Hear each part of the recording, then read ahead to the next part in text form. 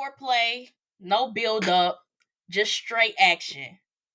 They didn't either send to it, didn't kiss us, didn't call us Then pretty, didn't nothing. kiss us, nothing. Just took us to the Nothing. bathroom and got to Took- took- took us to the bathroom. Calling out all my nerds, freaks, and geeks. It's mob time. Don't tune in cause it's showtime. Go ahead and call the gang up for the one time. Rap, Phoop, Ryun, got them on the line. And my life's still great, I'm doing just fine. Hands up. What's up, y'all, and welcome to the Blerd Mob, your hub for all things black and nerdy. I'm your host, Phoop, joined by my co-host, Ryun. If you're listening to this on Spotify, Apple Podcasts, or any other streaming service, make sure you hit that follow button so you can get updates from the mob. And if you nerds, freaks, and geeks are watching us on YouTube, make sure to like the video, subscribe to the channel, turn on those bell notifications for future uploads, and share it with a friend. Oh, yeah. So we're here for episode 43 of the Blerd Mob podcast. So how we doing today, Ryan? I am chilling, relaxing. I completed another class of another MBA course. Got an A out that moment, you know what I'm saying? Smart, you know what I'm saying? He said he's a scholar. He said he's a scholar. Yeah, I'm finna in these podcast episodes, you know how in the live streams we have our names, I'm finna put comma MBA dot. Not comma MBA dot. Put some respect on it. That's my title. You ain't got the degree yet. When I'm getting it, I'm telling you, y'all gonna know I got an MBA. Put MBA dot for the moment. MBA ETA. MBA ETA dot. Parentheses in progress. It's coming though. It's coming. But I've been chilling. How you living? Same old. Just working through another semester of school. The weather is looking up. By the time this episode comes out, daylight savings time would have kicked in. Mm-hmm. And it's about to get real. The summer is my favorite season. So we about sun finna be out till 8 p.m. again finally. Heck yeah, we finna get into it. It's gonna be great. Mm-hmm. But same old. I guess the updates and stuff will come through as we get into the topics. But before we start the episode, I do want to send my condolences. Well, the Blerd Mob podcast, we do got to do that. Condolences to the family and friends of Akira Toriyama, the creator of Dragon Ball Z, as well as condolences to all Dragon Ball Z fans worldwide. Akira Toriyama passed at the age of 68 earlier this month. And I feel like everybody has to understand or at least know the impact that Dragon Ball Z has had on the anime community, pop culture. Just like we talk about it all the time about when it comes to Marvel characters, like people know Spider-Man before they know the lore. Like people know who Goku is and haven't touched anime, hasn't really, dived into it. But you're gonna know who Goku is. You're gonna know what a Kamehameha is. You're gonna know what a Kamehameha, a Spirit Bomb, the little dance that they be doing. You gonna know what it is. And not, and that just tells you like the impact that Dragon Ball Z has had. After all these years, Dragon Ball Z is still kicking. Like, I wasn't a big Dragon Ball Z watcher, but I do remember watching Dragon Ball GT in the morning before school. I remember going to San Diego Comic-Con last year, and they just had this huge Dragon Ball Z exhibit in 2023. So it's like, it's a legend. Akira, we lost a legend. But, there's a lot of animes that would not exist if it had not been for Dragon Ball. And that's the thing. Like, Akira Toriyama's impact is felt in a lot of industries that a lot of people don't realize. Like, for example, I'm a big fan of Dragon Quest. And Akira Toriyama is essentially the art director. He's the one who created a lot of designs for some of your favorite characters and animals. And if you play Dragon Quest, you will see like, oh yeah, this looks like it's something straight out of Dragon Ball. And when you look at even mangakas, like we saw letters from Oda, creator of One Piece, and Kishimoto, creator of Naruto, and we saw them give like their condolences. But we got to realize, like, this man touched lives. Even the mangaka from Bleach, he said in his farewell that Bleach would not exist had not been for Dragon Ball. That's the thing. Akira Toriyama, even like I like the anime fans passed the vibe check because this was a time to mourn like a legend in the industry, and I Hmm. like that we was all united. But a lot of people may not even know like all practically every shonen in my bookshelf over here would not exist if it wasn't for Akira Toriyama creating Dragon Ball, leading to Hmm. Dragon Ball Z, which led to Naruto, Bleach, One Piece, all of the big three, which then led to all of the cousins, Blue Exorcist, Seven Deadly Sins, Hmm. JJK, Fire Force, Demon Slayer. Like this man's art has crossed generations. Like Exactly. my childhood was impacted. The kids who are 10 years younger than me, 20 years younger than me, their childhoods are probably impacted by Akira Toriyama and the folks older than me. And it's sad, but I I hope that he rests well. I hope that heaven is as beautiful as he made it look in Dragon Ball, and we're going to move forward, and we just need to appreciate the things that he left on this earth because his legacy is powerful. It's Yeah, powerful. honestly, and I hope he knew that before he passed, because like world like this is the way, like you just said, like the way the TL, the anime community came together.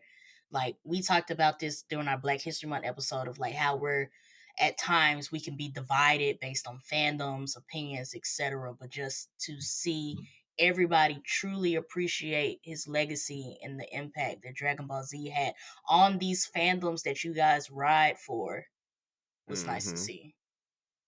Like this man was folks' childhoods, bro. Like we all knew somebody who ninja ran like Naruto, but we really knew Hmm. somebody Who who comment was in the field, howling and howling. screaming, I trying to go Super Saiyan. look, bro. I know I did it as a kid, hoping that some Kai energy would start flowing around me. I know I tried it multiple I times. just wanted the hair.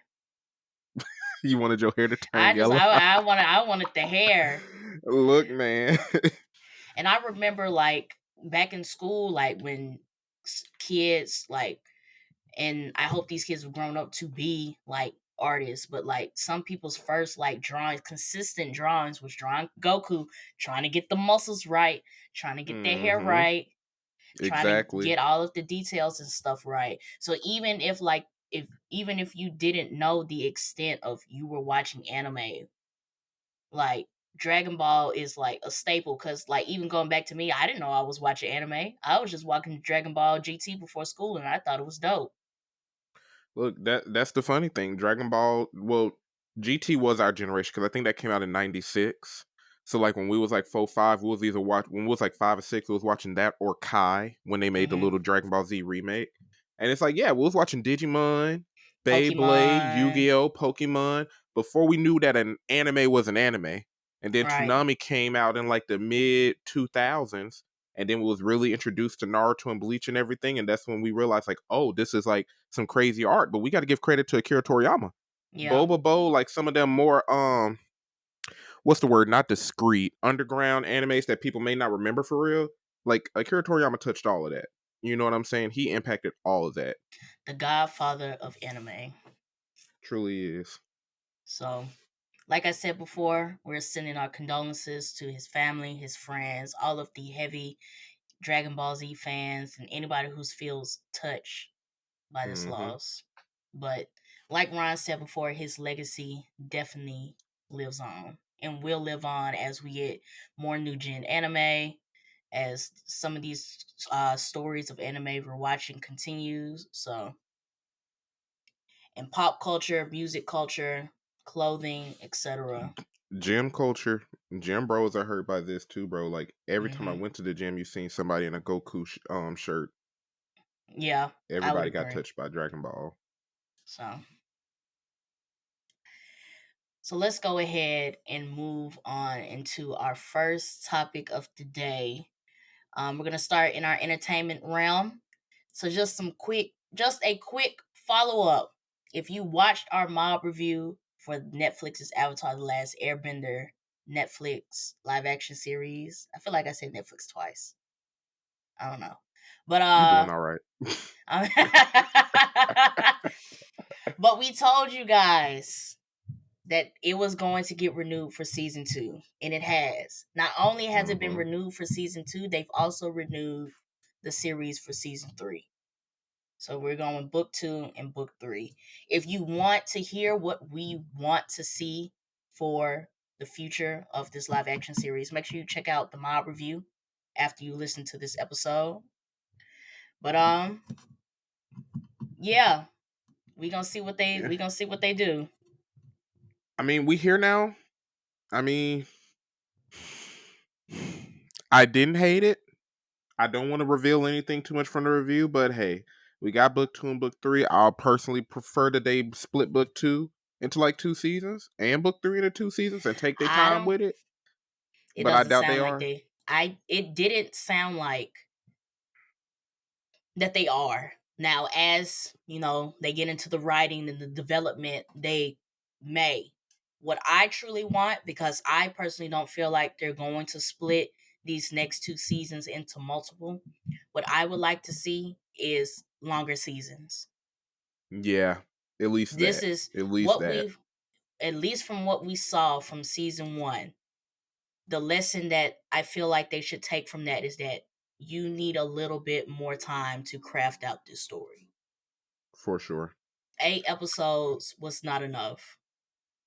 I feel like 12 would be a perfect fix. This a season and a half, increase it by a halfway mark. I feel like that'd be Mhm. perfect. That's if they Especially have for the book. budget. I think 10 is a sweet spot because we've seen 10 episode Netflix series where their episodes span up to an hour. I feel like Mm-hmm. that's their sweet spot. Now 12 would be a good number, but I think based that'd be on perfect.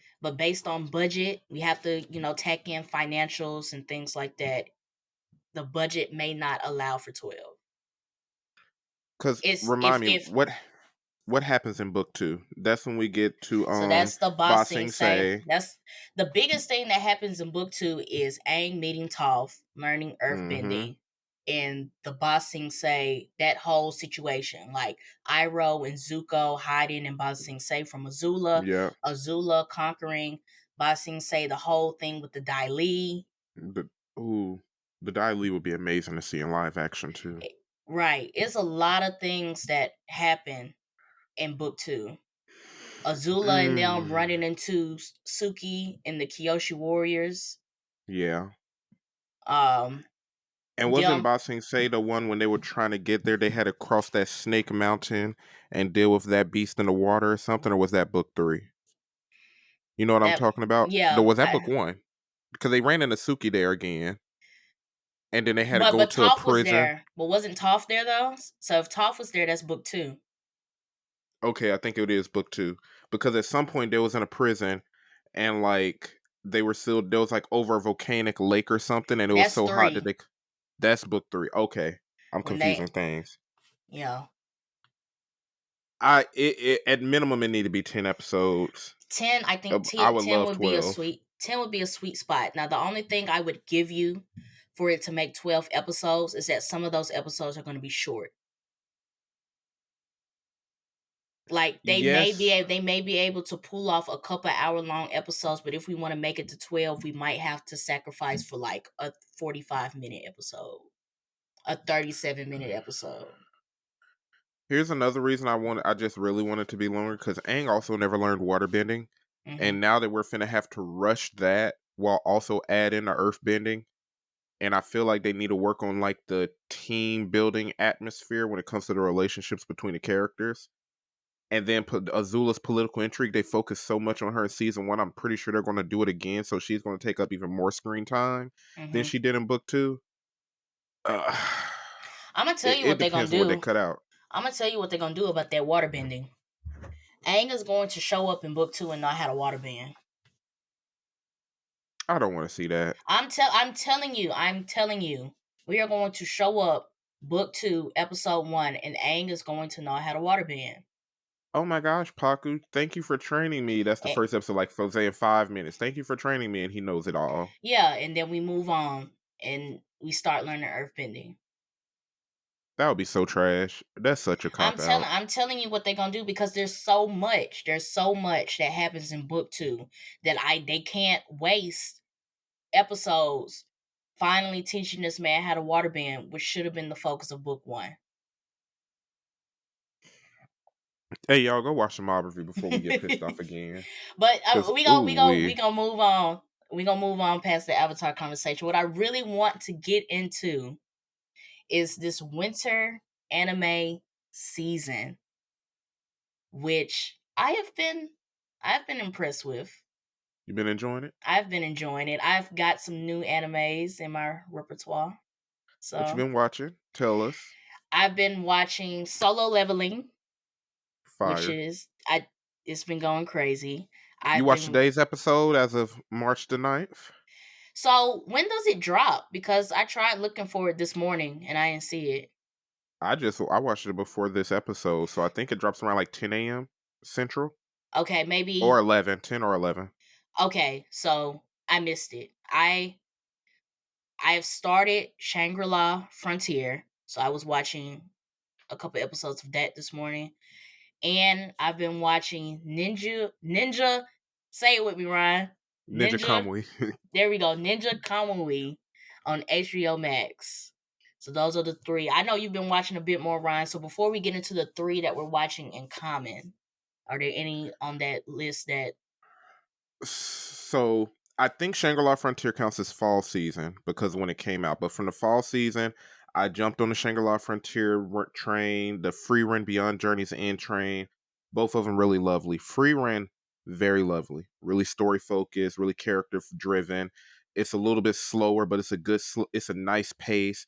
Lighthearted, but has a lot of dark and serious tones. mm, It's honestly, it's not a show I'll recommend to kids. I don't know what you classify it as in terms of like shonen, seinen, josei, or shoujo, but it's a very mature tone that I enjoy. In terms of winter season, Blue Exorcist season 3 been bumping. It's been great for all of y'all who missed Blue Exorcist. Please, I can't tell y'all again. I love it. Got the entire manga so far. It's up to date. Go watch it. Mashal season 2. It ain't got enough hype. Have you seen the intro? How a lot of folks been hyping up how good the intro sound. yeah, I've heard the intro. I need to go back and watch season one. It season 1, it's goofy. Don't get me wrong. Season 1, hella goofy. That's just what Mashal is. But season 2, they're at an arc where they've added a lot more serious undertones and still maintaining that level of goofiness, but the fights also look beautiful. It's really fun. It's like got a lot of One Punch Man vibes. It's still got Mm-hmm. those One Punch Man vibes. And what else I've been watching? Solo Leveling, Mashal, and Blue Exorcist. That's pretty much it. I've been watching 5 animes alongside Ninja Kamui, which we discovered a week ago because of TikTok. Hey, yeah. Shout out to TikTok. Shout out to TikTok. Cause that completely I saw people on the TL talking about it, but I had to see a clip. I'm the type of person that you have to show me. So like people you texting about it and talking about it is like, okay, this is just somebody giving out their daily recommendation. Ryan must have sent me one of those fight scenes from the show. I said, wait a minute. Wasn't They it the cut it one up with the in here. green mask or whatever when they was in that Yeah, restaurant? and he did the hand sign and the He killed that. I He was killed like, that. whoa, I was like, what in the Naruto? He killed that, bro. And just the way they made it look, bro. I was like, what is Hey, this? What is this? I so that got me. And then let's just talk about the first episode. No foreplay, no build up, just straight action. They didn't either send to it, didn't kiss us, didn't call us Then pretty, didn't nothing. kiss us, nothing. Just took us to the Nothing. bathroom and got to I it. took Took us to the bathroom and got to it. And I was like, like whoa. The thing that got me is I was I guess I'm so used to I guess it threw me I'm gonna say this. The whole thing threw me for a loop. I'm thinking like the whole thing is gonna be focused on the kid. He loses his parents to whatever and like vows revenge. you The thought. You thought like the whole twist on it, I was like, okay. And then Oh man, I don't want to spoil it too much because I really, really, really want y'all to go check this out. Like, and with it being Adult Swim, I didn't. I expected nothing less from them. And the actual studio that's developing it, like I looked it up. I can't remember their name, but I've never heard of them. I've never. Let me look it up. It's Sola Entertainment, Mm-hmm. E&H Production, and Sola Entertainment. Never heard of them, but the art style, The like they art go for style, a pseudo realistic art style, and it mm-hmm. looks beautiful, bro. It's nice. It's Absolutely beautiful. it gives that late night Adult Swim anime type vibe. Like Yeah. that's the best way I could describe it. Like this is an anime that I want to watch at night in like colored lights or whatever. Like this ain't your Sunday. This ain't your Saturday morning anime.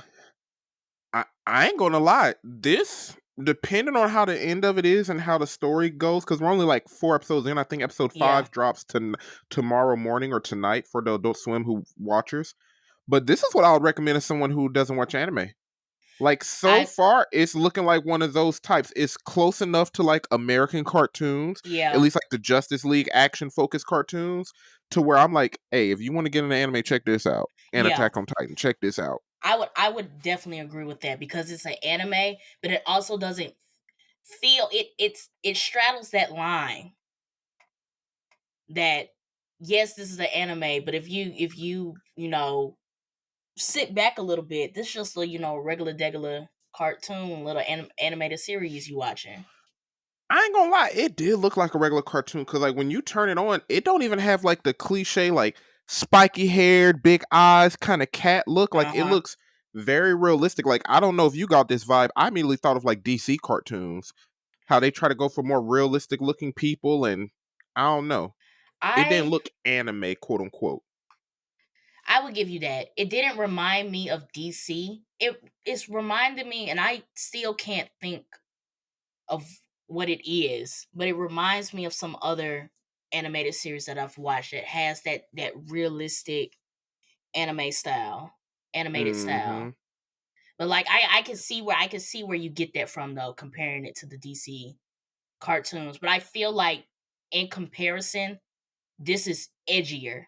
That's why I Way did. edgier. This is why I didn't looking at it. I didn't immediately get a DC cartoon vibe because this is definitely edgier than Yeah. that. Yeah.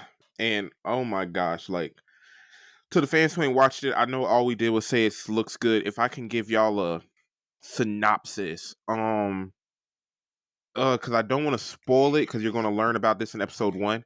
Think Hey, there's hey, fuck around and find out. It's the synopsis of the this anime.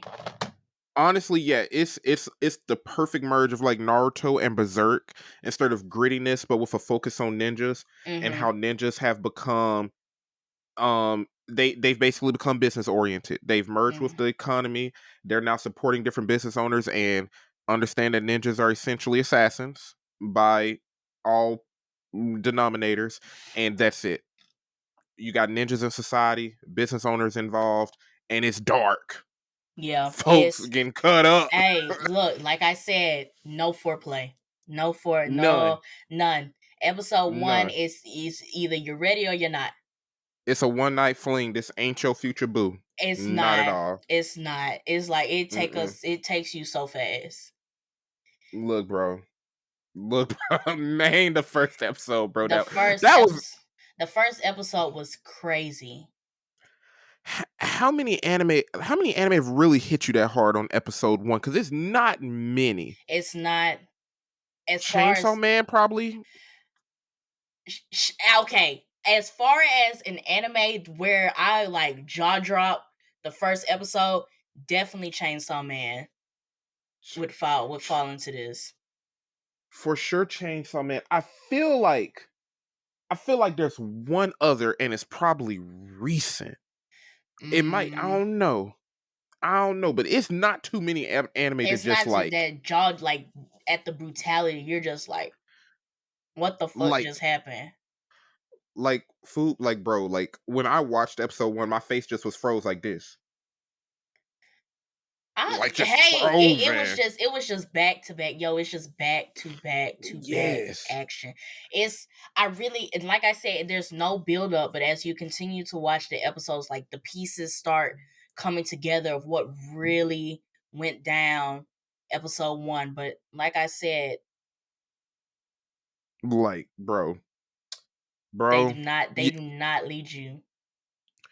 Out of everything in this list, I can't recommend Free Run to a general audience because it depends on what y'all like. If y'all like battle shonens, y'all may not go for it. Shangri-La Frontier, you like gaming, go for it. It's But heavy game.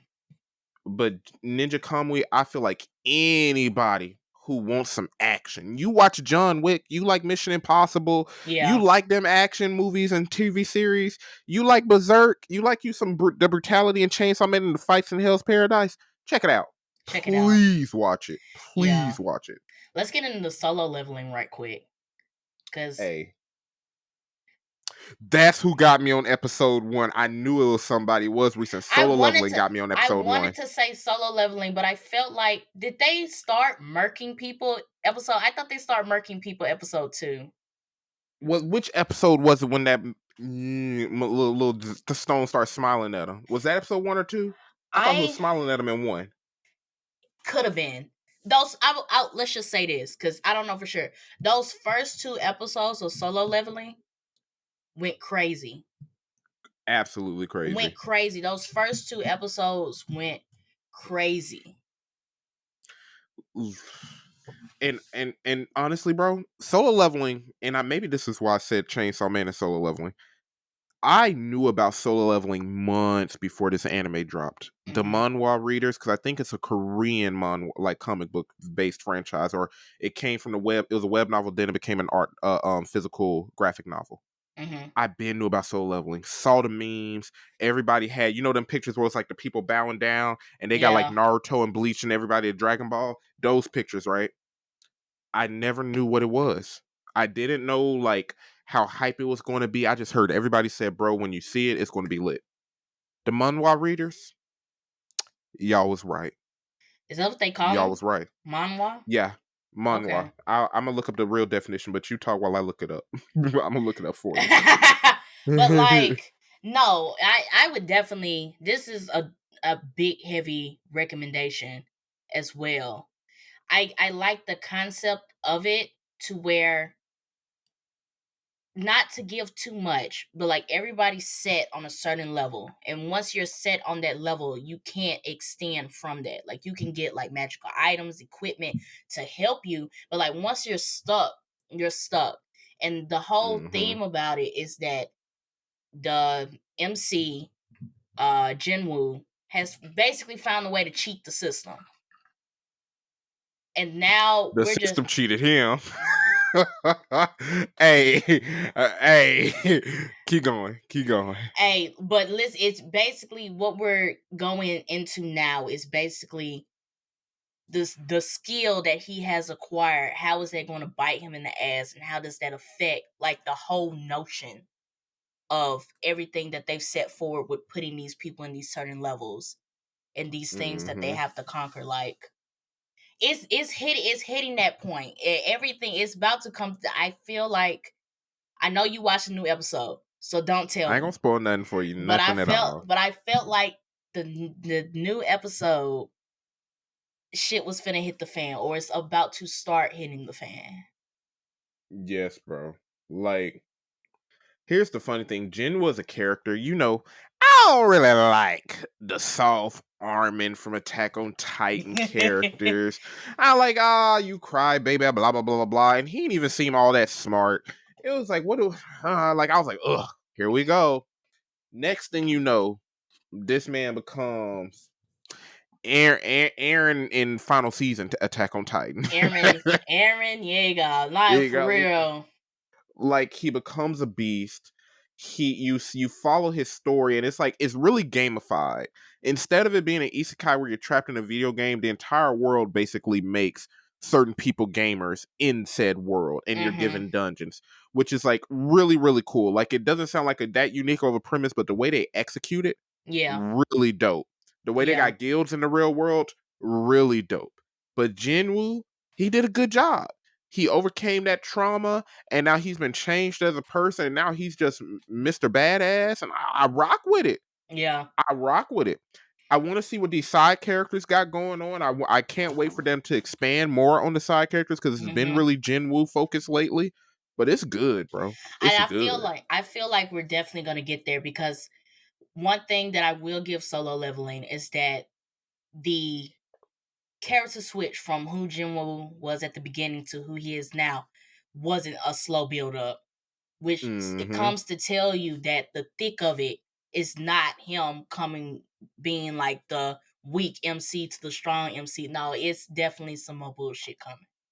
Yeah. Yeah. I feel like we ain't even got into the crust of anything going on. The Nah, crux or for the real. crust of anything going on. I feel like we setting up pieces. Yeah. We're pulling all the players in, we're setting up pieces, we're setting up scenarios, and we finna hit the fan. Shit is finna hit the Yeah. fan.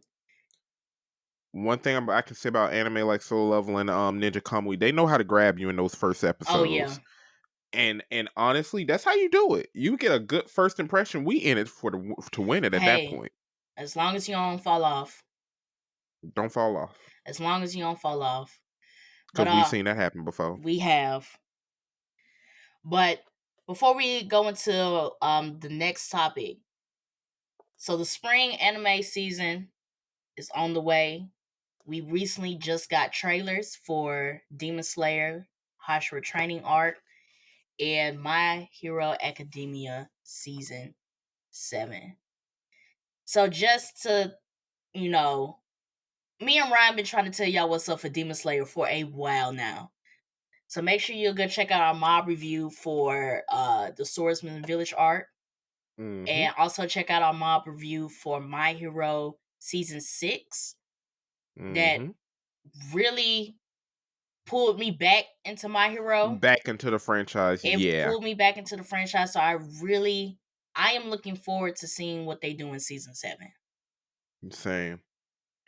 Because My Hero, what was it? Was it Season 5 that really ruined it? Because Season 4, at the end of it, was All Might versus All for One, right? Yeah, I think so. Season 5 was, they were doing that slice of life. Class v class, mid battles, and yeah, Season 6 of My Hero really pulled me in. If Season 7 maintains it, which honestly they kind of got to, I don't know, because now that Midoriya is back with the school, I didn't watch the trailer yet, sadly. But from what I saw, it seems like him being back there doesn't, I won't say it doesn't matter, but it doesn't look like they're decreasing the intensity because he's back at UA. Okay. If they don't deviate from the themes and undertones and the setting that they had in Season 6, I expect this to be a solid season, especially since like the American heroes and all of them are coming up. Like we getting some world building. Like let's see what these other countries got and how those heroes carry themselves. Like the little politics behind all of that, how they carry themselves socially. Like I would like to see how that works. Nah, definitely. So I'm looking forward to both. My Hero drops May 4th and Demon Slayer returns May 12th. So, oh my gosh, we finna be watching some. I gotta put you on to some other animes coming out in the spring because there's gonna be a lot of those too. Okay, spring is packed. Kaiju number 8 comes out. That's spring anime 2024, right? Because and the manga reader's been hyping that up. Yeah, I wanted to watch that too. It's a few others too. Like it's and then keep in mind these other anime are finna carry over. Like Blue Exorcist and Mashle, I don't think they said only 12 episodes, and I don't know about Solo Leveling either. So they're probably finna carry over. Konosuba, I think you should check out Konosuba. It's a few things coming in the next spring season. Okay. We'll see. Like when we at your birthday, I'm gonna be in a hotel watching anime when we chilling and relaxing. You finna get up. And when we relaxing, on the times when we relaxing. I'm hyped. I'm turning up with you. Okay. I'm turning up with you. That's no doubt. Because if I catch you, we doing something, and if I catch you with that laptop or Crunchyroll, I'm going to politely close that for you. only during the planned downtime when we Okay. plan out for an hour or two to chill out. Only that time. Okay. I'm turning up with you. It's your birthday. I'm turning up. We gonna see.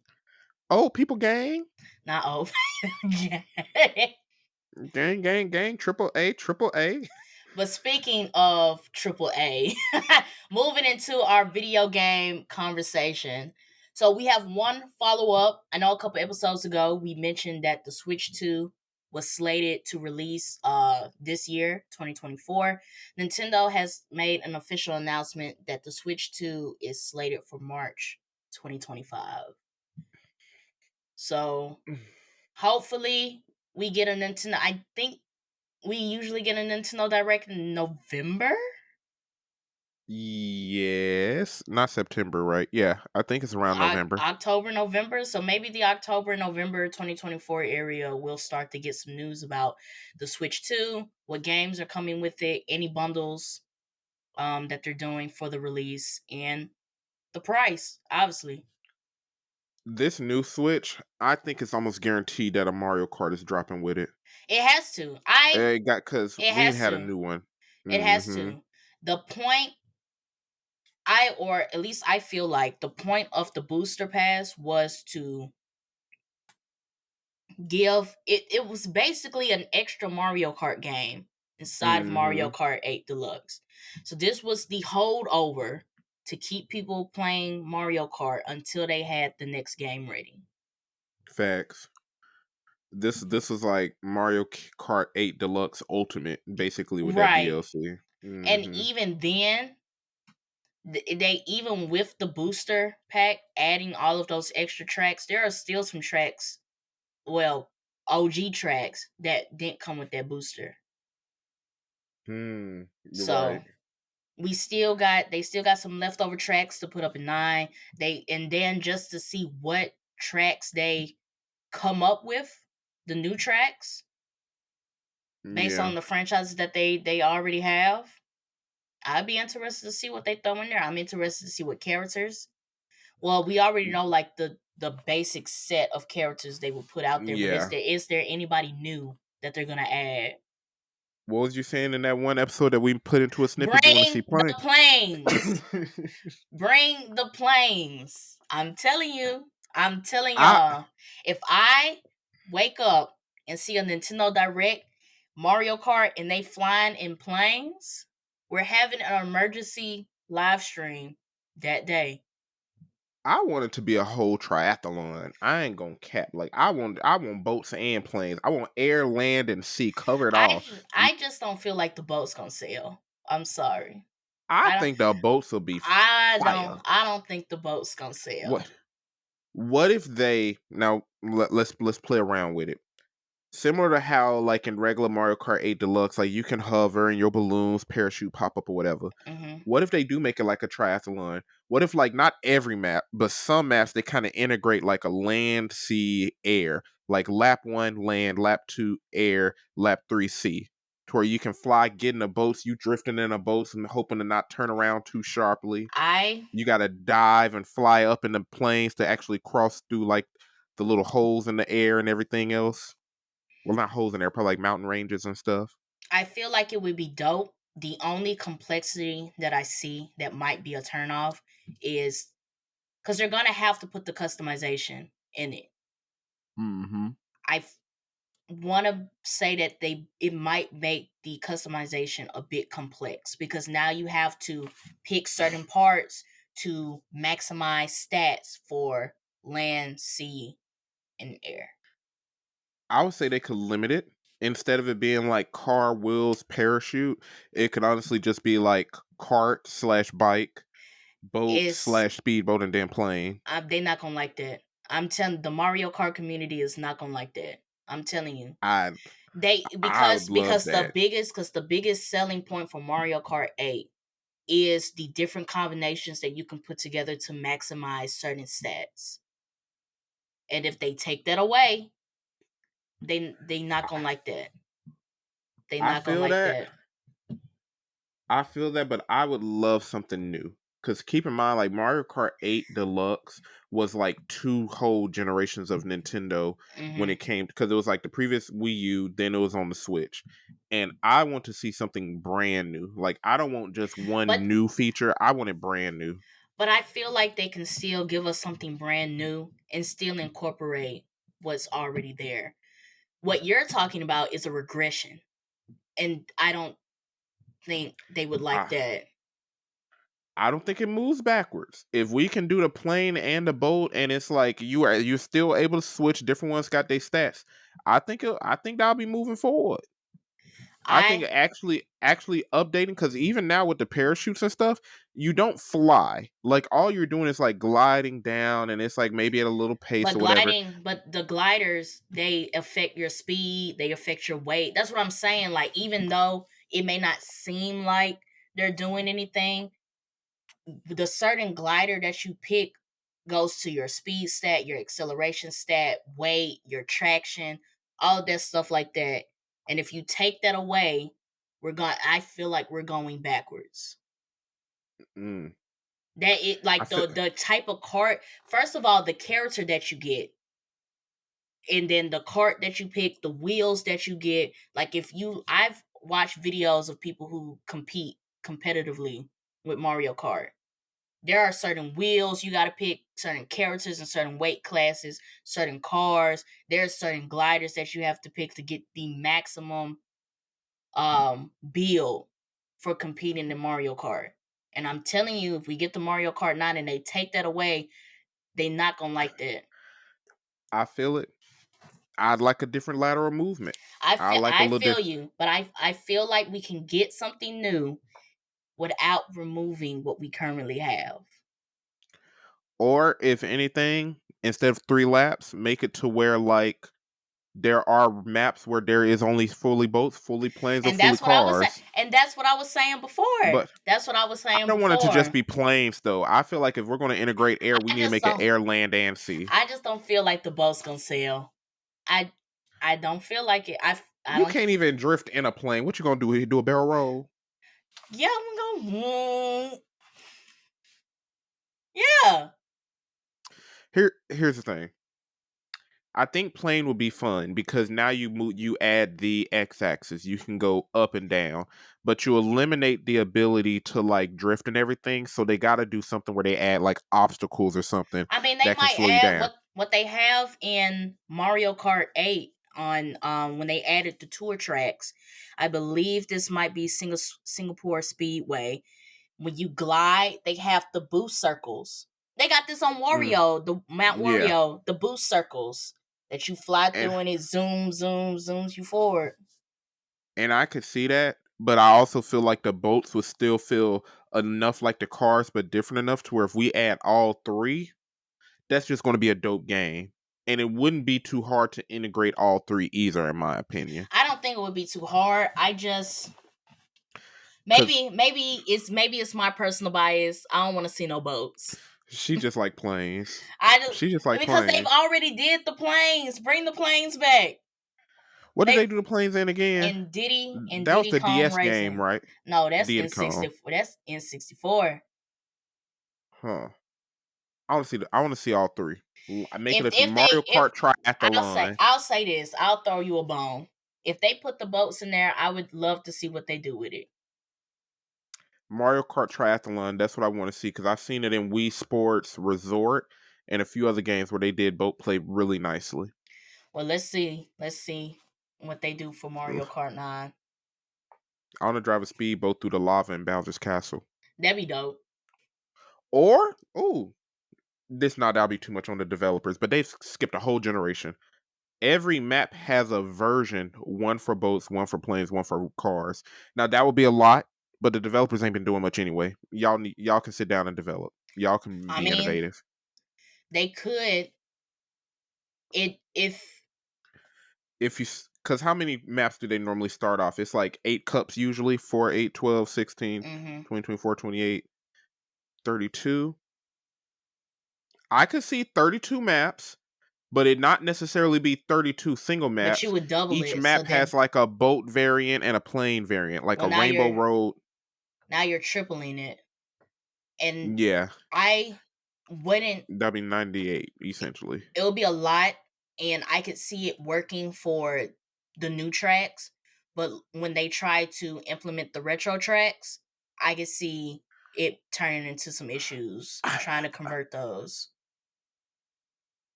without, because you still want to keep the nostalgia there. You still want it to feel like that track. But if they have to change so much to where it fits a boat and a plane, this could end up looking like a completely different track. I feel you, but I also don't want Nintendo relying on, even though nostalgia pushes them forward, I don't want them relying on bringing back old maps and old characters. Like, But it was cool, but I want them to really try to be new this time around. But I'm not. But they are.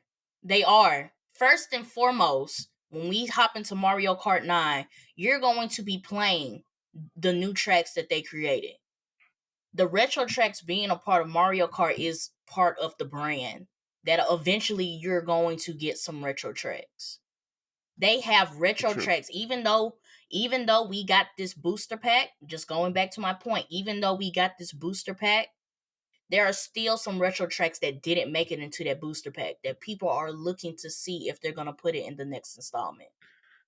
Fair, but also I feel like even if they were to do like the land, sea, and air idea that I was thinking of, because the tracks already exist and you're just playing around with something old and you're remixing it, I think that wouldn't be too much effort.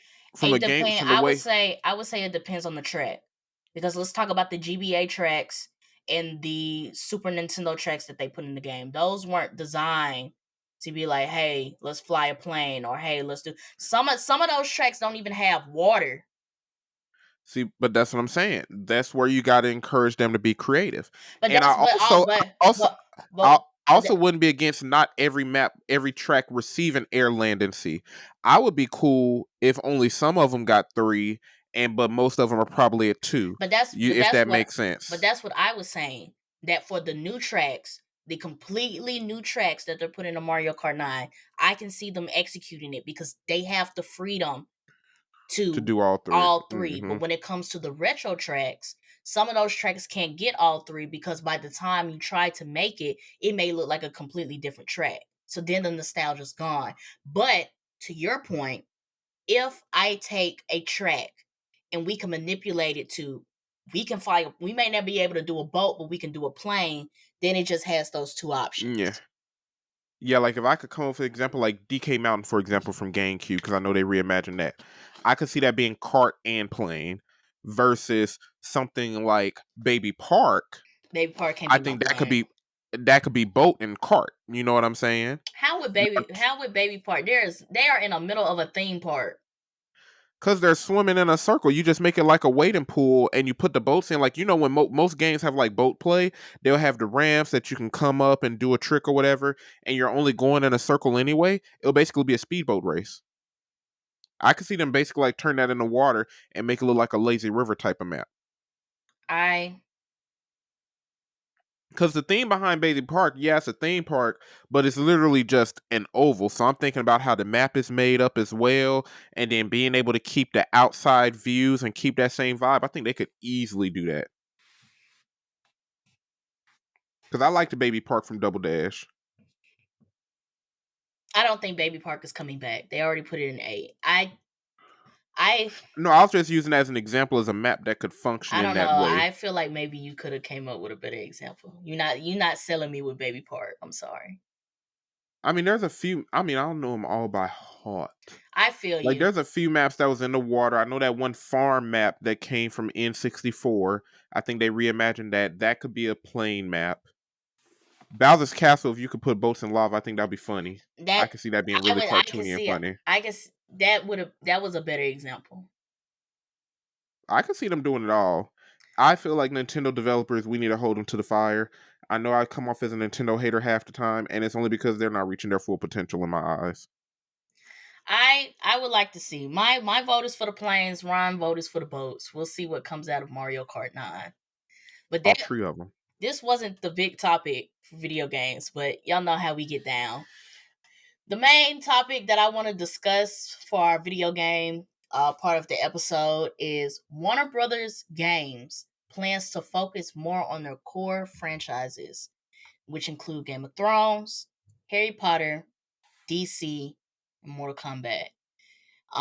The article that I was reading for GameSpot said that if Warner Brothers can execute, they expect gaming to bring meaningful growth to the company in the years to come. And they're thinking that if they execute this, that they'll start getting returns in 2025, 2026, and 2027. They said they have no idea how the gaming landscape will evolve over time, but he believes owning the IP and the game studios could help Warner Brothers Discovery succeed where others might not. The hot take on this is if Warner Brothers games focus on these four IPs as far as gaming, will this make them notable competitors in the gaming industry? Uh, Here's the thing. Warner Brothers has a legacy with Mortal Kombat and then Batman because of Arkham. Game of Thrones, I feel like that's where they have a lot of freedom to do great. But it Mm-hmm. depends on what they do. Like Game of Thrones had a Telltale game, and you know how Telltale games are, right? Like that Yeah. pause and pick a choice. And I think they had another one.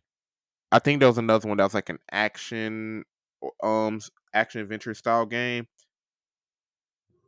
Ron froze. But I feel like I would agree with his statement that they have a lot of freedom with Game of Thrones. Um Honestly, if they make a Game of Thrones game, I would prefer them to do something along the lines of Hogwarts Legacy where the story and the setting is pre what we know from the series. I feel like what got most of my interest, what I enjoyed the most about Hogwarts Legacy is the fact that it didn't touch the lore that we already knew.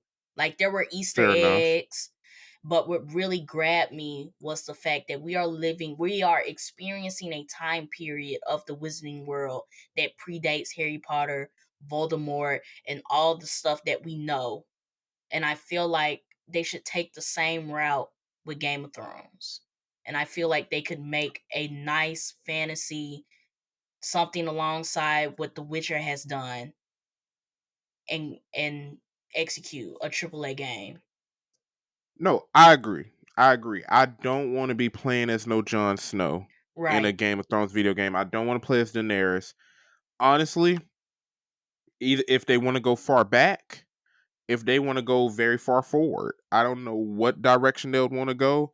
But Game of Thrones is such a traditional fantasy world that would be easy, It honestly. and it would be so easy for them to basically make it the same way as Hogwarts Legacy makes it an RPG. If we could, make our character, even if you want to include the houses from the series, but just make different characters, their ancestors, I feel like that Hmm. will still work because you're still allowing the people to, based on what they see on the series, we all know what house we would, want to be in or who we would want to align with. So keep the basis, the foundation of it there, but the story of it doesn't have to touch what we already know. Now, the thing is, do we trust Warner Brothers to execute? I would say, because technically the studio behind Hogwarts Legacy, was that directly Warner Brothers? I thought the studio had another name. It was Was it like Portkey, mm, Portkey Portkey? Games. So are they like a sub studio to Warner Brothers? They could be. Because I would like to. also in the article that I read is that they they talked about the fact that they own their gaming studios in comparison to Disney, who has been contracting out to Right. game studios to make games for them. And here's the thing: if they invest enough, because a Game of Thrones RPG, because I see why you're comparing it to Hogwarts Legacy, but in terms of how the RPG would play or look, it will probably be more so synonymous to like a hybrid Witcher, Dragon Age, Shadows of Mordor esque game. There's some other old school RPGs like the Lord of the Rings game, but that would require a lot of resources. if they actually made a solid, because to execute Game of Thrones, it would have to be like an open world RPG type of game or an instance based, which I'm not against. If they did that, they would require way more resources than what they have for Hogwarts Legacy.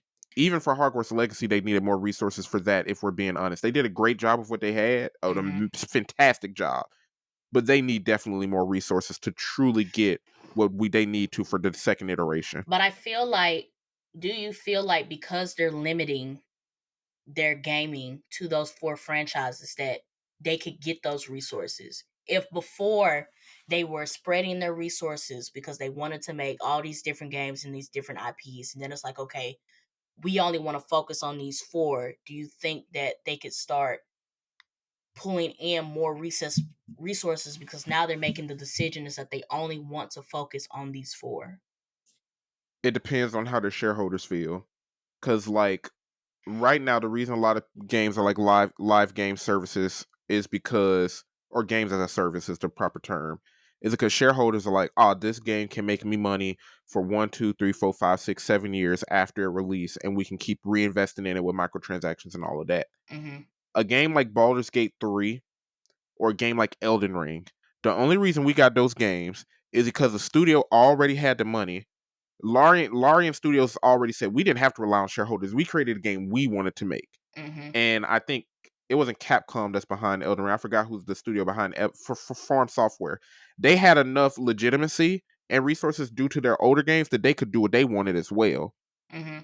For Warner Brothers to do this and they get the investment from their shareholders, I don't know. Because their shareholders might be like, oh, you're building a single player, really nice single player story driven game for Game of Thrones. Game of Thrones and House of the Dragon are popular franchises, but we want games as a service. That's when it gets ruined. Because I couldn't even see that being a solid games as a service type of video game. Yeah. In terms of what's popping up in my head. Same for Hogwarts Legacy. Hopefully, they don't change anything that Hogwarts Legacy had. The lack of microtransactions and all that, we loved it, but it's a single player game. Yeah. They only have like 2 years of life in real life. People buy it. If you drop a DLC, you might get some more money off of it, but that's it. After that first year, your sales ain't going up that much.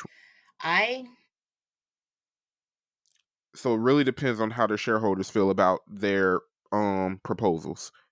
And I would agree. Given what you said, I would agree because I don't know. I don't know if it would be a good decision for them to limit it to those 4 IPs. And I guess we would have to see what they want to do.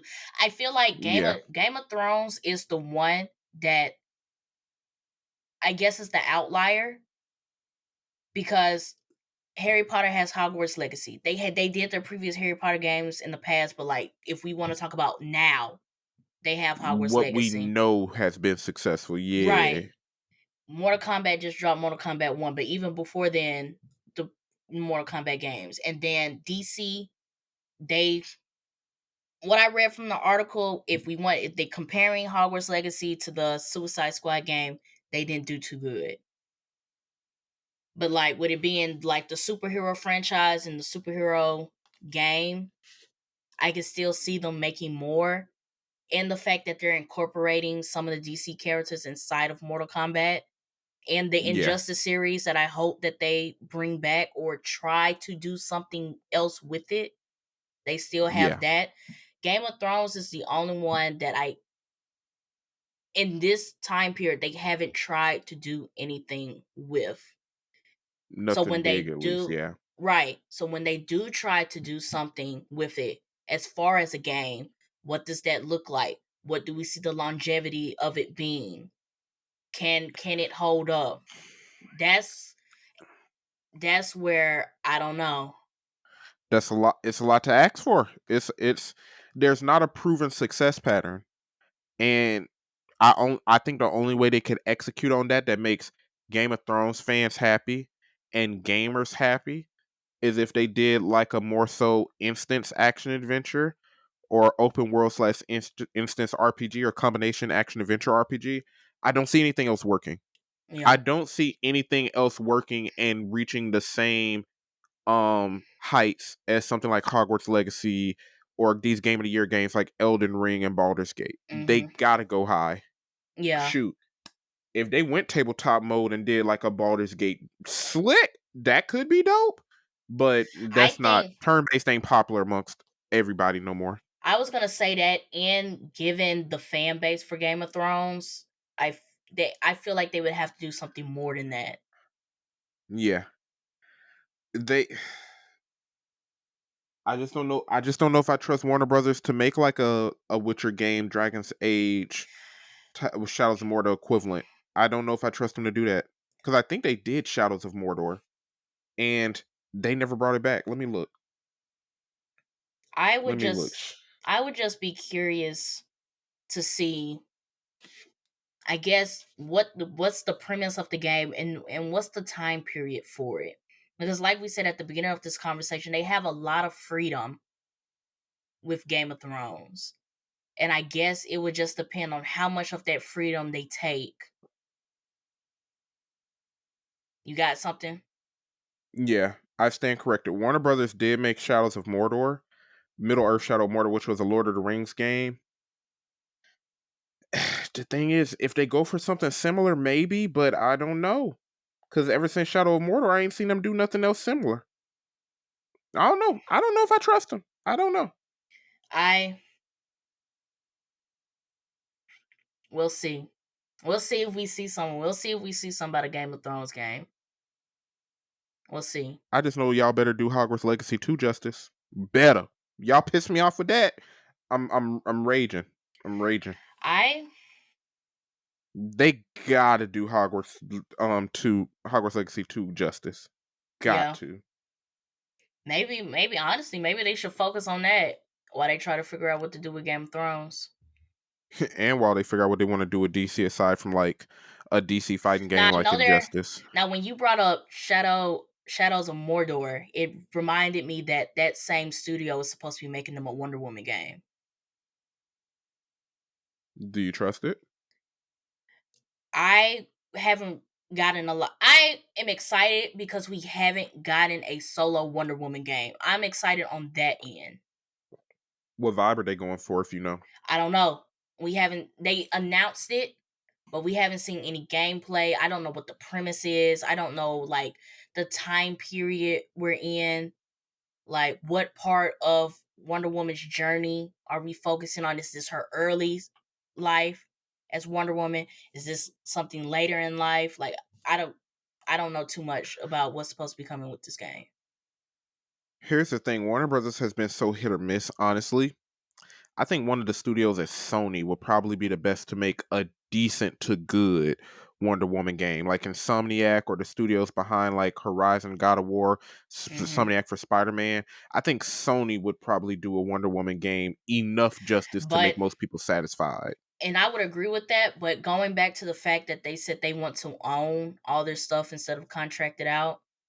Yeah. So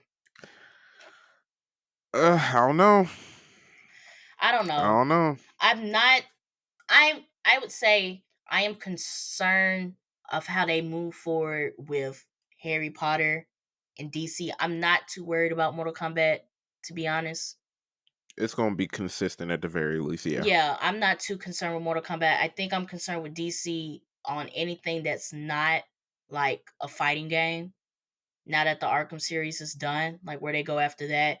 And um Hogwarts Legacy, I did enjoy it. I'm looking to see what they do next, but I'm not given the product that they put out, I'm not concerned for them doing more with that IP. It's really just Game of Thrones.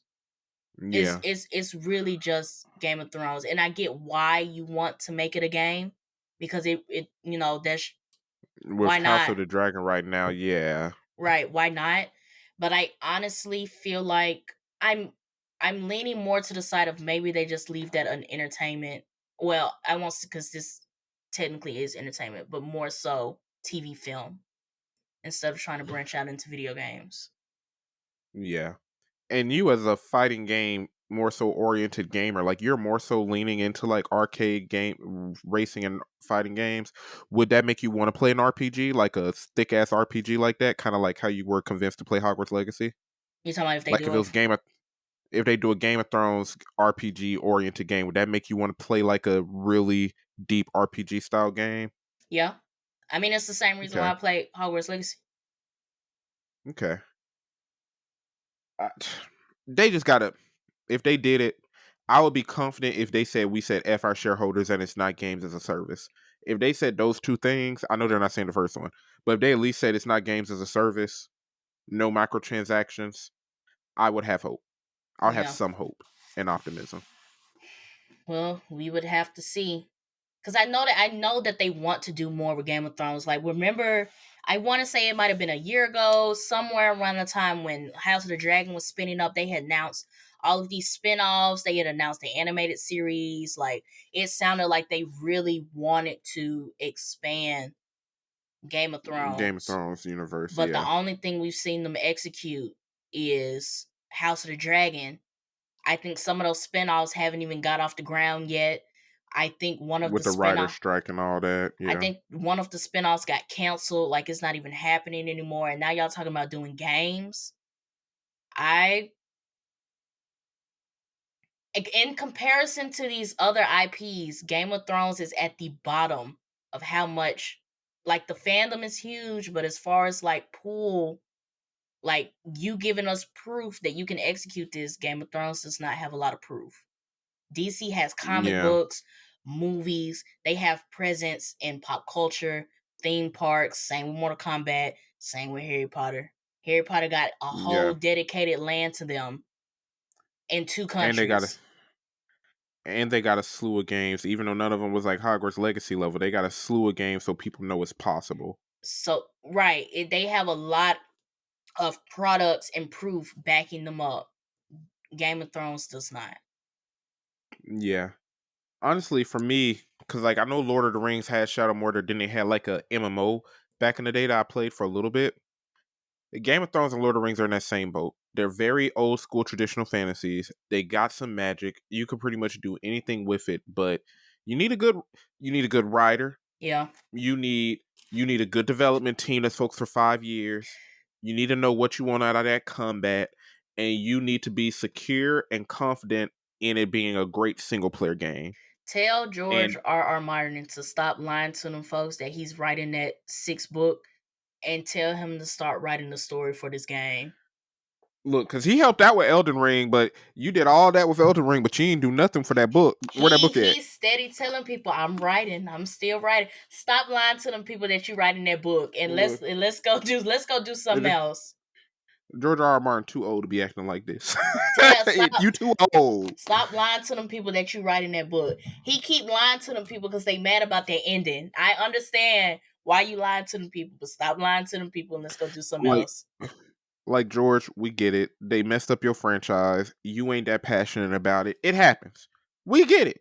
It's over with. We at House of the Dragon. We get it. But don't be lying to us. Yeah. Just I just work on a video game. I personally feel like he's not writing that book, y'all. He ain't. How I you work on Elden Ring but ain't finish your book? Listen. And Elden Ring was dope, but how you do that but not write your book? I understand that you trying to appease the fans because we was pissed. But just go ahead and tell us you not writing that book. Look, At this go. point, you can't be. At this point, you can't be. The final season of Game of Thrones came out in 2019. You can't still be writing that book. George, Mr. Martin, we love you. Just become a game dev writer. But go Yeah, contract yourself out to Warner Brothers. We've seen your potential. We know you're great. Maybe you're just a little burnt out. Do that. Do that. yeah. And we'll be happy. Tell him to I'll go. be happy. Let's go focus on their game. They said they making games, George. Let's make sure they do it right. Yeah. I don't want to pull up We'll and love be you for it. playing Game of Thrones season 1 in the first installment. Oh, that'll be horrible. That'll be so bad. Oh, that'll be so bad. That'd be bad. That'd be bad. Well, let's move on to our last topic, our business tech topic for the day.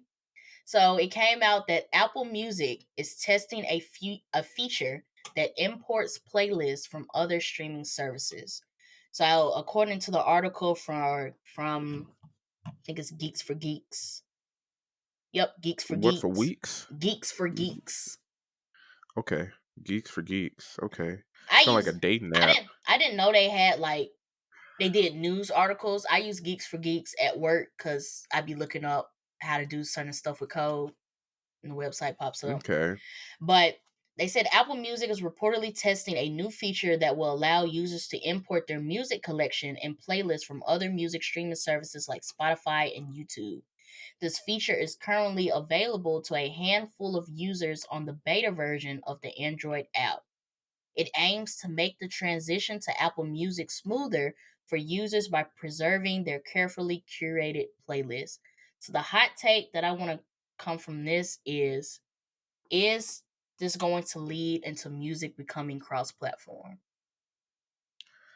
Honestly, now that I hear it again, no. Apple is just making it super easy for people to join the Apple team, Yeah, but they're not going to make it easy for you to leave, which they already do. That's already in their mission statements.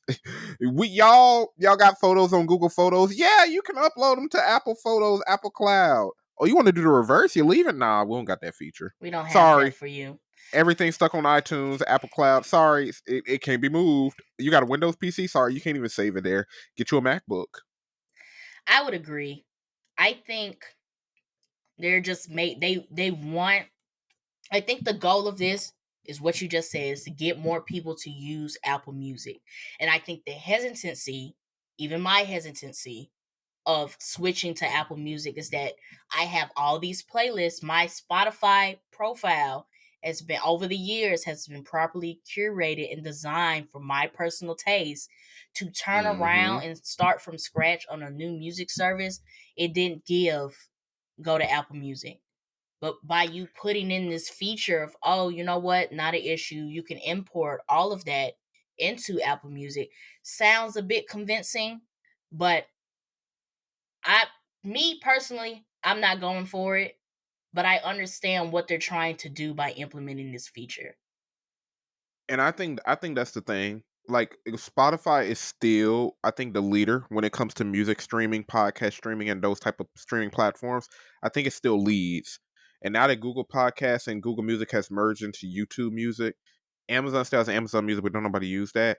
Apple is just trying to be like, hey, we want a larger portion of the pie because we got all these iPhone users. Hmm. In their eyes, I completely see it. Why are like half 70%, whatever percent of our iPhone users on Spotify when we got a whole app ourselves? And So I get it. I get that. And one of the reasons is because, just to give a little bit of history, Apple Music used to be Beats Music. When Dr. Dre came out with the Beats by Dre, he made his own music streaming service. When Apple bought all of that, Beats Music turned into Apple Music. And at the time, Apple Music wasn't crafted to what it is now. So I think And where was iTunes at this point? iTunes was just it. I think Did it just you had fizzle to out? buy. I think you have to. I think iTunes at this point is like buying music. Like Apple So they Music, never merged them? I still have an iTunes store. The only time I've been to the iTunes store is to buy. You can buy music from the iTunes store. I know that, but they still exist because you can buy like ringtones and stuff from it. So wait, so I get, so iTunes is where you buy, Apple Music is where you stream, but they never thought, hey, let's just merge it all together. In my Apple Music app, it does have, because I've bought some songs from Apple Music. I've downloaded some songs to my phone by using iTunes. I think they have on that level, when you buy something from iTunes or if you make a streaming playlist on Apple Music, it is combined to that Apple Music app. So any songs that you bought or any playlist that you made exist on that Okay. Apple Music app. But I know iTunes still exists. Now the purpose of I think iTunes is being used. I know you can buy ringtones. It might even still be Mm-hmm. there for people to buy movies and shit. They might still be there for that. Because iTunes was more than just music. Okay. Okay. That's interesting. Okay. I use Spotify. I don't know how that stuff works. I know what I see. when I open it. But if you're watching or listening to this episode and you got a bit more, if you're using Apple Music and iTunes regular, let us know how it like actually comes together. Look, I'm an Android user. I've always been on Spotify. Before that, it was Music Paradise. If you know, you know. I got on You Spotify remember because Music Spotify. Paradise? I don't remember Music Paradise. I was You on don't remember? I was on Rhapsody. How are you bootlegging your music in middle school and high school? Frostwire. Oh, you were one of those. Okay. Music Paradise was like a cold app on Android. It was cold. It was nice. It was Frostwire was nice. That was the good old days before they The good old start days. Okay, okay. before they start cracking down. But they started cracking down. It would go from Frostwire to iTunes to my phone. The good old days. Good old days. But what was I about to say? I got Spotify because it was free. They was talking about we had to pay for Apple Music, and I was like, no. And then when Spotify started charging, student. they had Spotify Student. I'm a college student with no money. Mm-hmm. Spotify. And then when they came out with their Spotify Hulu bundle, $5.99, you get Spotify Premium and Hulu. I had me a working job. I was like, okay, I can do this. $6 a month. I can do this. Spotify just got ahead. Spotify got ahead. And when they started coming out with like the daily mixes, now they have the thing called the day list. You just type in day list and they have a for your Monday. This is the like there's and I'm not saying that Apple Music isn't doing it. It's just that I've used Spotify for so long that I've seen how it's evolved and the way that it's learned my music taste. It has evolved with me. I don't want to go backwards. Even if you're telling me I can't import, it's not. I just don't. I don't want to let that go. Because it's not going to be perfect, and we already know that. Yeah. We know it's not going to be perfect. Some songs may not fit. Apple does weird stuff with their contracting that doesn't work as well compared to like Google Play Store and Google handled products. Now, the only thing I see this useful for is so if you follow us on our social media platforms, you know that every 3 months or so we put out a music playlist. And our music playlist is from Spotify. Now, where I see this being useful is that if we had a person following us that wanted to listen to our music playlist, but they have Apple Music, they could import our playlist and then they have it. But like completely what I'm not doing is completely flipping music service. But if this works out for Apple and Spotify decides to do the same thing, I can easily see this as making it easier for people to share playlists. Oh, you got Apple Music? Yeah. No, bro, you got this dope ass playlist on Apple Music, but I have Spotify. No problem. Send me the link and I can import it into my Spotify playlist and check out the songs that you got. And I can do the same thing and send it to you. Now, that's where I see the ups of it. That if this works out, that other music platforms will latch on to this. But using it as a tool to pull in more consumers, no. Yeah. I agree. I see what Apple trying to do. I ain't falling for it. I'm an Android user. No. He's not falling for it because he with Android. I'm not falling for it because me and Spotify have went through a lot. And I just don't want to start over. I don't want to take the time to even figure out how to import my playlist and all that other stuff. No. She said, you're not finna put me through that drama. No, it is okay. I don't want to be on Apple Music that bad. I'm sorry. Facts. I'm sorry. I agree. Like even like I know that Apple Music has gotten better, but there's still nothing that I've seen, nothing that I've heard from others that's like, okay, let me go check out Apple Music. No. I agree with you. I'm riding with Spotify until the wheels fall off. I'm sorry. And I don't see that happening. I do not see that happening. From a business perspective, that's how a lot of things are though. Like they teach you that that brand loyalty doesn't benefit the consumer, but a lot of people we be chilling. we've been using the same bank since whichever bank got us as a kid that our parents was using, we stuck with it. Mm-hmm. Whichever music app we've been using since high school, we stuck with it. Whatever gaming platform we was on in middle school, we probably stuck with it. Yeah. We just stick with what we know. Yeah. Like, it makes sense to switch and whoever got the best deal, but I think that's what Apple is trying to do. They're like, dang, Spotify got everybody. How can we get a piece of that? How can we get a piece of that and take them away? But that's hard. It is. Unless you just cut your prices.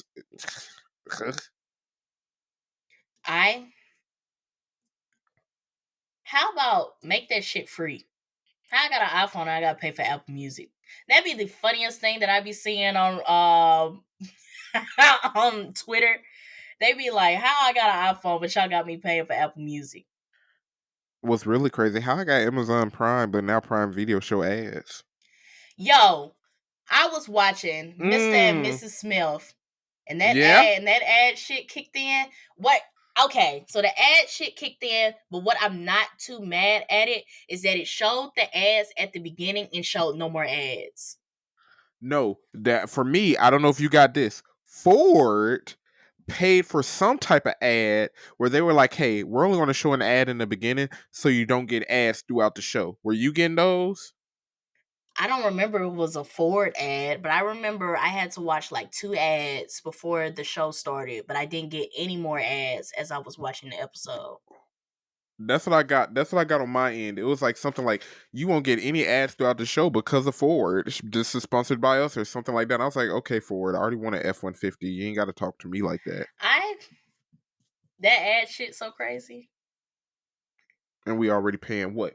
If you ain't got the yearly plan, like $15.99 a month for Amazon because it went up. I think I got the yearly versus $160. I think I got the yearly plan for Amazon Prime. So you already paying like $160 a year. Yeah. Because we used to get that good stuff with Student Prime. Oh, don't get that no more. Oh, Student Prime used to be, and then they made it. Grad students can't get it. They're like, oh, if you already have 4 years, you're done. Like, what? I'm a student. They said that we noticed that something you graduated or something. They said, and I was like, well, shit. I can't be no I can't be no super senior. You trying to rush me and say I'm not a good student? No super. You can't be no. I will send you my my school schedule. I got my student email right here. I'll send you a picture of my student. I'll send you a picture of my student ID right now. Look, you want an unofficial transcript? I'll forward it. I'll forward it over. But yeah, I understand what they're trying to do. Going back to Apple Music, I understand what they're trying to do, but I think I feel like it is going to convince some people. But as a person who's been using Spotify for a very long time, they're going to have to come with something else to convince me to switch and use that platform. Facts. Because having the feature to import the playlist, okay. All the people I know use Spotify anyway, so if they did want to send me something, it's coming as a Spotify playlist. Hell, and sometimes Apple just need to invest in their apps. A lot of the folks I meet be using Google Maps instead of Apple Maps. Apple just got to do better. They said they've beefed up Apple Maps, but it's just going back to my point of why I switched from Apple Maps, because Apple Maps used to piss me off. And that's why I went to Google Maps. But now I've been using Google Maps for so long. I know, and we saw it, whatever episode that was, when we talked about those iOS 17 or 18 upgrades they were doing to Apple Maps. It looked usable. They beefed it up. But now I'm so used to using Google Maps that, it's not that I don't want to switch back. It's I'm comfortable with what I have. Exactly. And that's what happens. Like, you messed up. The first impressions matter a lot. Yeah. So we'll see. They said they are just to reiterate, they said this feature is currently available to a handful of users on the beta version of the Android app. I think we would hear more about this and the usability, and if this is really something worth investing into when they take this out of beta and actually start putting these on the iPhones and people who actually use Apple Music. Yeah. They might can get the younger folks, the folks who ain't as stuck in their ways like us old people. Yeah. middle-aged people, not old, middle-aged. Older than the youngers. Ugh. We're not children, but we're not old, but we're also full-grown adults. Yeah, It's like weird. but So weird. it is.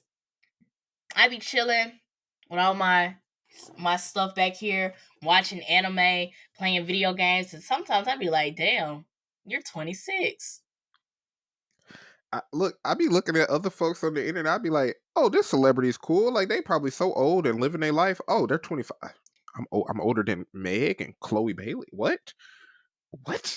I'm old as the celebrities now. When did that happen? I remember when When I did was a that kid and I was like, when did that bro, happen? Yo, our friends getting married and having kids and building families and you say congratulations now. In high school, it used to be like, oh, you messed up. But now it's like, oh, now it's like, congrats. oh, this makes sense. You're old as hell. Yeah. Like, yeah, it's about that time that you get married and have a child. This is a proper progression of life. Yeah. It's This, like we had to have a shift in our mind now. Like, you're the adults now? yeah, it's crazy. It's crazy. Like, bro, what happens when we become like the portfolio managers and stuff at our job? We're just looking at each other like, wait, you run people? You're the reason that people get paid? How'd that happen? Nah, You? for real. You? Me? Look at me. Big fat ass Look, desk. look, whole collection of manga, and I'm over here deciding folks' paychecks. What? Man, it's It crazy. don't make sense. It don't make sense.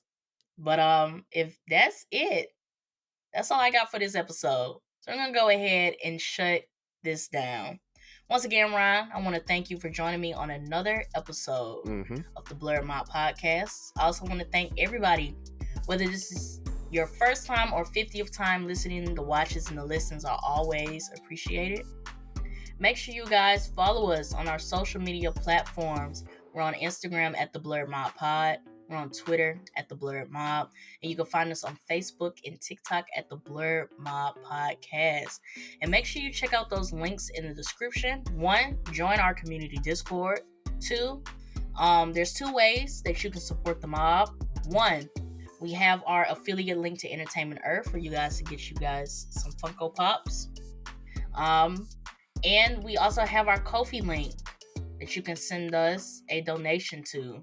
So all of these donations goes to the equipment, the software, and all of the things that we use to bring you guys these episodes. And yeah, another good episode, another good conversation. And with all that being said, this is the mob checking out. Peace. They took away the journey of book 1. In the animated series, book 1 is, hey, we know there's some water bending masters in the Northern Water Tribe. That's our journey. This is the main mission.